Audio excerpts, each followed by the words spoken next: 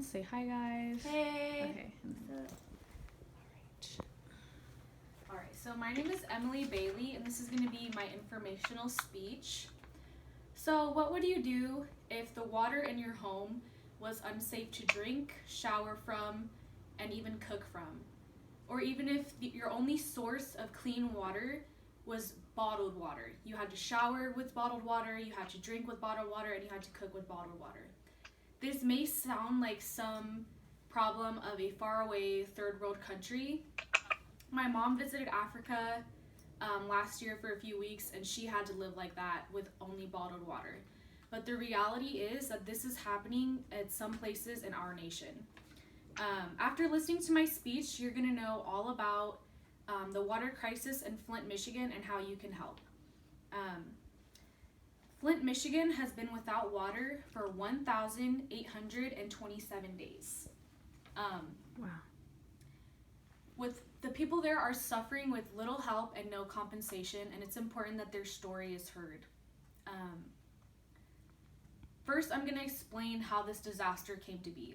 So it first started on April 25th, 2014, which is almost exactly 4 years ago to the date. And the problem started because city officials decided to take water from the Flint River, the local Flint River, instead of taking it from the Great Lakes and going through another company because they wanted to save money. This was a really bad idea because the water was not treated before it entered into the city. So the water was very corrosive on the lead pipes, and the water that got into the city ended up being poisonous to all the residents. As early as May 2014, residents complained about strange color and odor to their water, but state officials just brushed it off, and they didn't take the complaint seriously, and they told the residents not to worry. By February 2015, students were being tested in school for lead poisoning, and one student, he was tested for positive for lead poisoning, and a private study by Virginia Tech studied his home to see if his home had high levels of lead, and his home had 13,200 particles per billion amount of lead in their water. Water is considered toxic at 5,000 parts per billion. So the water that was in their home was toxic waste. In response to concern about lead levels, a spokesperson for Michigan Department of Environmental Equality named Brad Werfel said, and I quote, "Let me start here. Anyone who is concerned about lead in the drinking water in Flint can relax." By October 2015, Flint switched back to the Detroit water supply through the Great Lakes, but the damage had already been done. The pipes had been corroded, and the pipes were completely destroyed. Lead was still getting into the water. By January 2016, Obama declared a state of emergency in Flint, Michigan. Flint is one of the poorest cities in the nation, and they have 40% poverty level.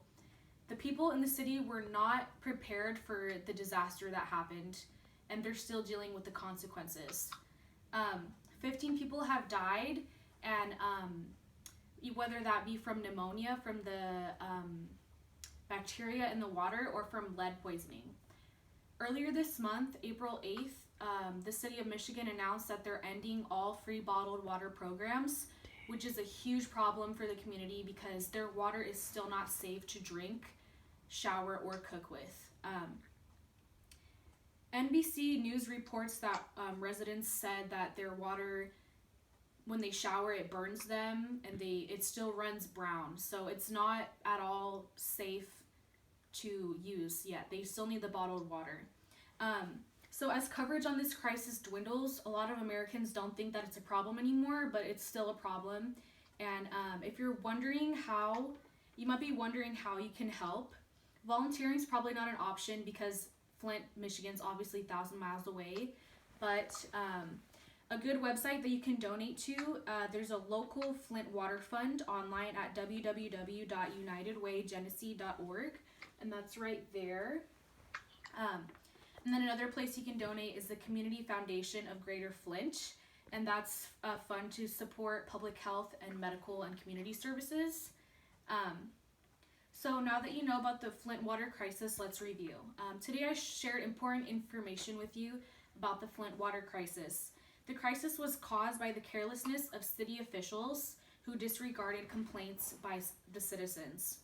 Michigan just discontinued free water programs, but the citizens are still in need. There's several nonprofits that you can donate to and help citizens in Flint. Clean water should be a right and not a privilege, and it's really important that at least now you guys are just aware of what's going on in our nation. Thank you for listening to my informative speech.